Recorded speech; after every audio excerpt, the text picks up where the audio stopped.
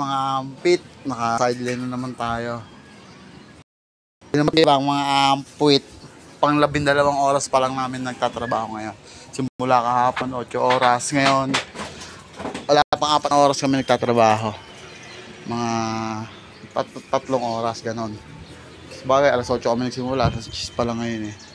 Nakapagbubong na tayo mga ampit. Bubong, nakapag-framing, kaso wala pa tayong framing ng mga bintana. Bubongin muna natin mga ampit. Ayan. Madali talagang gawin ng tubular mga ampit. Diba? Isipin mo, 10 hours pa lang ginagawa tong bahay na to. Oh. Hindi sa pagyayabang mga ampit, natutuwa lang din ako sa kaya namin gawin. Oh. Diba? Oh. Tatad ng pako yan mga ampit, bawat ano niyan, no? 10 hours, isipin mo.